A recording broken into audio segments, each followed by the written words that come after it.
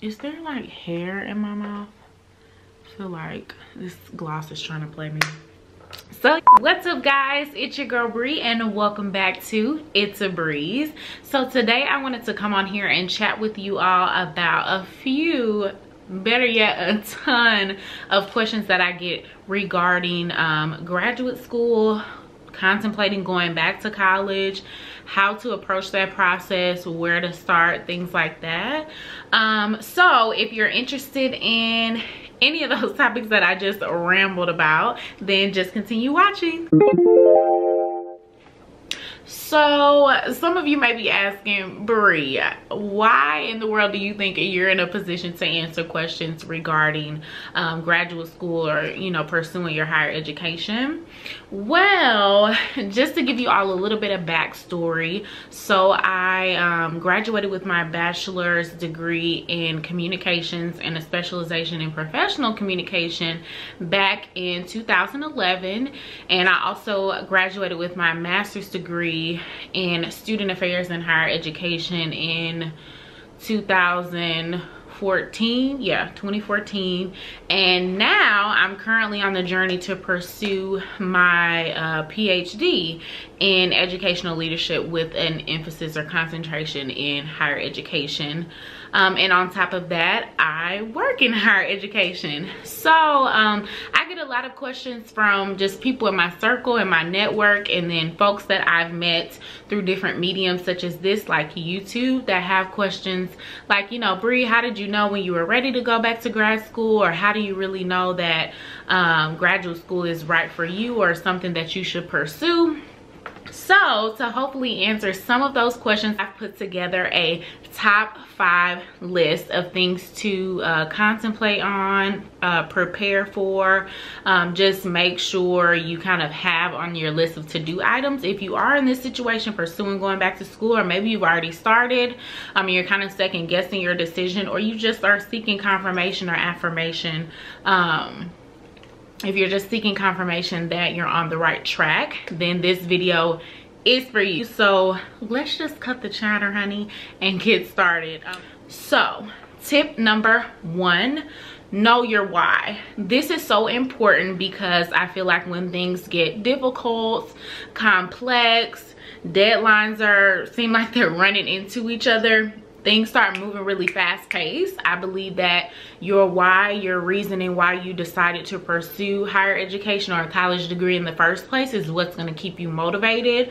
It's also what's going to keep you encouraged during those tough times, and even during those high times when you're really excited, or maybe you completed a huge task. This is what's going to keep that momentum going.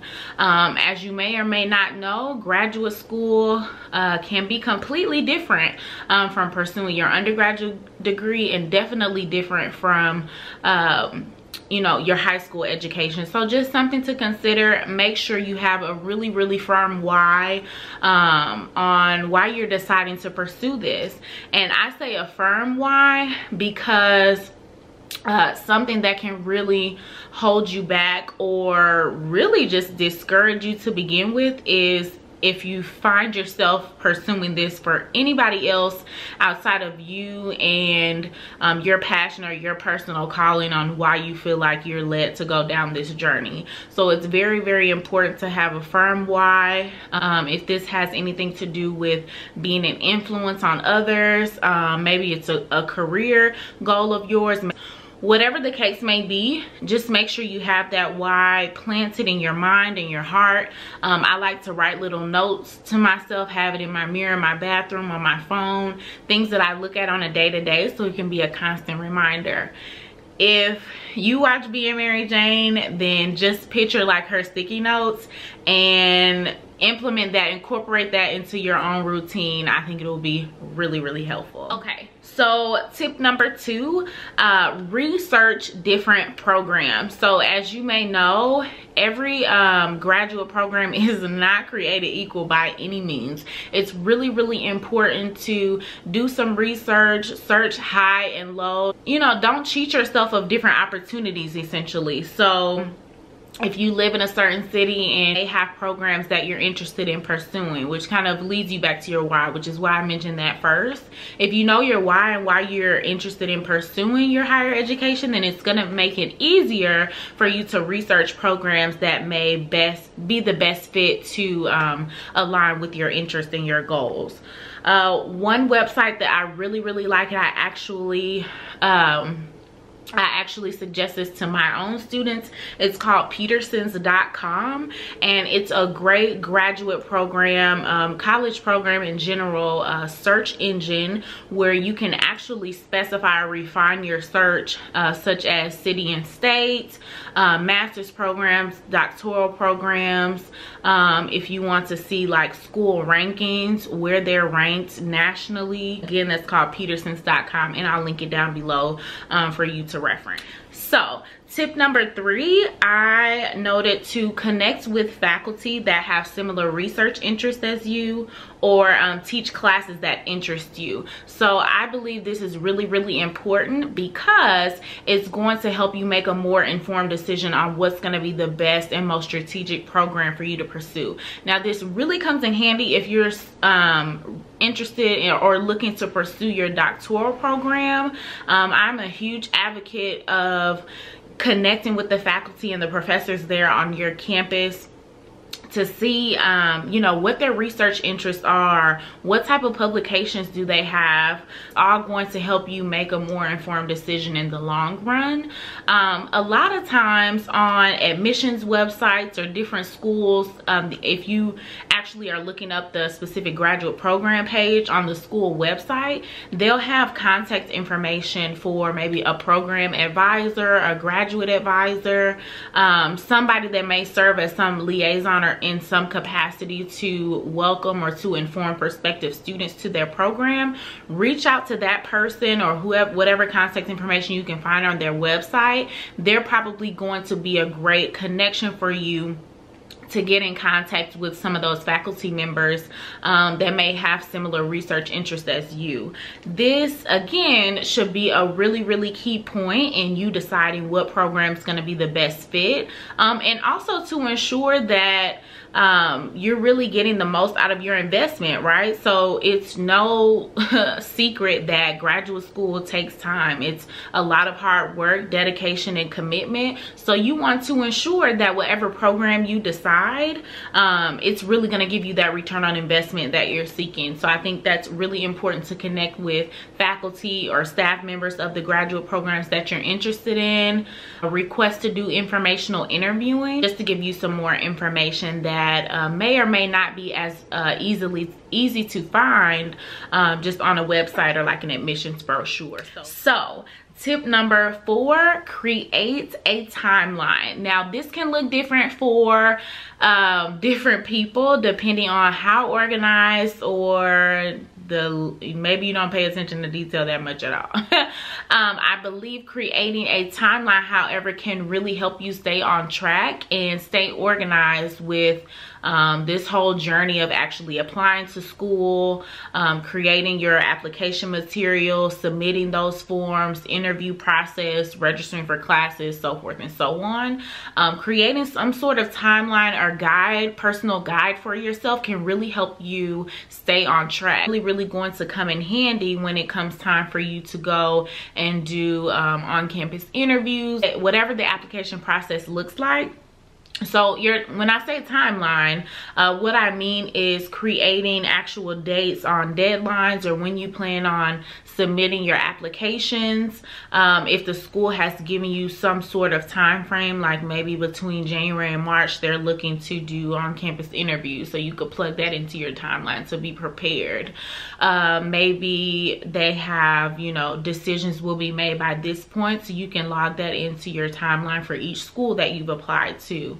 It's important to be able to see dates for a longer span of time to really help you see the big picture, right? When that phone call comes, when that letter in the mail comes, you have an idea of what to expect. Now, can we plan for every single thing? I Absolutely not. But I think a timeline or a spreadsheet, however you want to organize it, is a great way for you to ensure that you're holding yourself accountable and you're staying on track to meet your goal. All right, so my last tip number 5, find a mentor. Y'all, I cannot stress this enough. This is probably one of, like, I dare say, like, #1 tip that I've listed so far. Find a mentor. You may already have a mentor, but I think it's really important to have a mentor that may be able to coach, guide you, or offer advice and wisdom in terms of your educational goals. So maybe you're looking to pursue graduate work because you want to advance in your career, your given industry. Then find somebody that's already 2 or 3 steps ahead, right? Maybe they've had the position that you're seeking to hold in the future years ago, right? And they've already moved up the ladder, if you will. Reach out to those type of people. Find somebody that you feel like is an expert and has mastered a level that you're seeking to obtain, right? So and then maybe you just simply want to gain more knowledge. Maybe you are a scholar at heart and you're really passionate about, you know, reading, learning new things, writing. That's something that you enjoy. I still think it's very critical and important to have some sort of mentor or person of influence that can really pour into you. But I am a firm believer that mentorship should be mutually beneficial, right? So it shouldn't just be one-sided. Very similar to a friendship in that case, where it shouldn't just be one person that's pouring in, but you want to ensure that you have something to share or give in return, if that makes sense. So I really think that's important. If you're struggling to find somebody, maybe someone in your immediate circle, which I don't recommend anybody in your immediate circle, I reckon I know you as well on a personal level, because this should be a pretty professional relationship, right? This is not a friendship like your homegirl, your homeboy that you kick it with.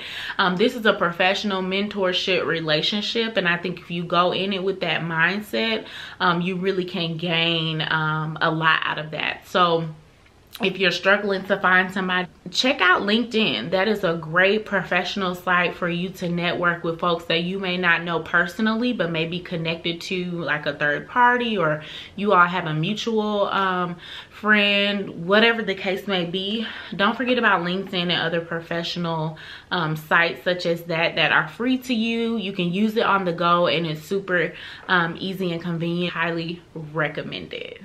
All right, guys, so believe it or not, that is it. I wanted to keep this very short, sweet, and to the point.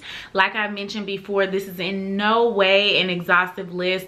I just think these top 5 tips have been very beneficial to me personally and those I'm connected with in the industry and professionally. So definitely keep in mind, I think these top 5 tips are great for you to incorporate in your own timeline or your own schedule, whatever this looks like for you if you're considering going back to school and pursuing your graduate degree. But I also believe that these tips can be relevant if you're considering just pursuing a college education to begin with. If maybe you're getting ready to graduate from high school and you're not sure if college will be right for you, these may be some great tips for you to start, you know, thinking about. Pray that this was helpful, beneficial for you, or maybe gave you some sort of confirmation. So yeah, guys, thanks so much for sitting down and chatting with me. And until next time, remember, whatever you do in life, it's a breeze.